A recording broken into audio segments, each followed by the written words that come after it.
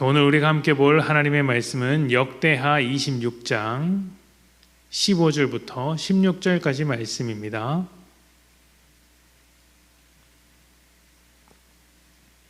역대하 26장 15절부터 16절 15절부터 16절까지 말씀 제가 봉독합니다. 또 예루살렘에서 재주 있는 사람들에게 무기를 고안하게 하여 망대와 성곽 위에 두어 화살과 큰 돌을 쏘고 던지게 하였으니 그의 이름이 멀리 퍼짐은 기이한 도우심을 얻어 강성하여 졌음이더라. 그가 강성하여 짐에 그의 마음이 교만하여 악을 행하여 그의 하나님 여호와께 범죄하되 곧 여호와의 성전에 들어가서 향단에 분향하려 한지라. 아멘. 아마 이 세상에서 성공을 싫어하는 사람은 없을 것입니다. 직장 생활을 해도 성공적인 직장 생활을 원하고 사업을 해도 마찬가지겠죠. 공부를 하든 연애를 하든 잘 되기를 바라지 실패를 원하는 사람은 없을 것입니다. 누구나 원하는 성공은 이제 많은 사람들의 삶에 목적을 안겨주었습니다.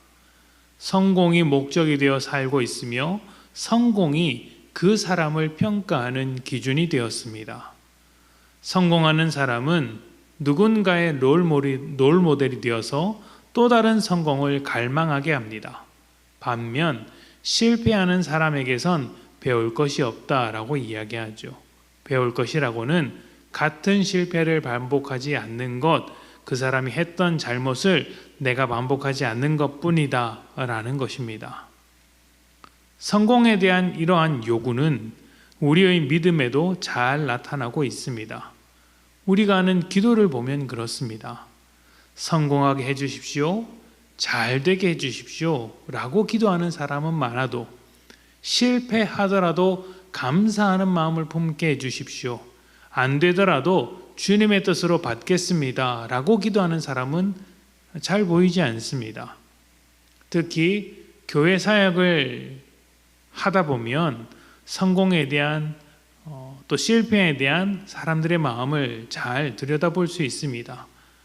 사역을 하다 보면 일이 잘 풀릴 때도 있고 풀리지 않을 때도 있는데 성공만을 목적으로 하다 보면 잘 될 때는 은혜이고 안 되는 것은 은혜가 아닌 것처럼 생각할 때가 아주 많다는 것이죠. 그런데 이 부분에서 우리는 조금 더 깊이 생각할 필요가 있습니다. 과연 성공이 우리 삶의 목적이 될 수 있을까요? 성공하지 말라거나 성공을 해서는 안 된다라는 이야기를 드리는 것이 아닙니다.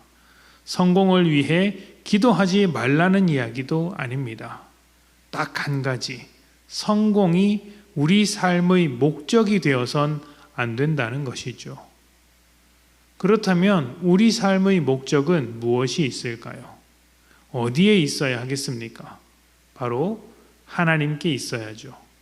하나님과 하나님의 뜻을 목적으로 한다면 우리는 성공과 실패로부터 자유로울 수 있습니다. 성공하길 원하지만 하나님의 뜻대로 실패했던 일이 있다면 우리는 하나님의 뜻으로 인해 했던 일이기 때문에 그 실패를 받아들일 수 있습니다. 왜냐하면 하나님은 우리의 실패를 통해서도 역사하실 수 있는 분이기 때문이죠. 물론 실패하기 위해서 살아가는 것은 아닙니다. 실패를 받아들이되 성공하기 위해서 달려야 하는 것이죠. 지금 이렇게 말씀을 드리는 것은 딱 한 가지 때문입니다.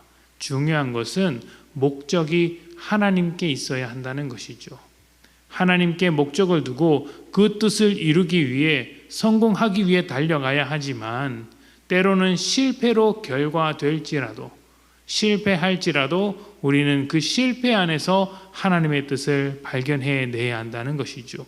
이것이 하나님을 목적으로 했을 때 성공과 실패를 바라보는 새로운 관점이라고 할 수 있습니다.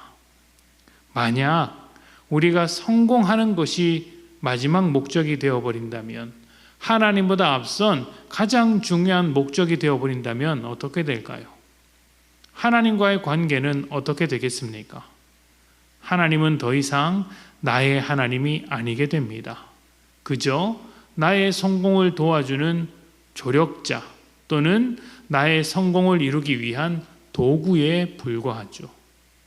조력자나 도구는 내 마음에 들지 않으면 언제든지 바꿀 수 있습니다. 성공을 줄 것처럼 보이면 하나님을 대신해서 돈이라는 도구를 사용할 수 있는 것이고 또 우상이라는 조력자를 사용할 수도 있다는 말입니다. 오늘 말씀에는 우시야 왕이 등장합니다.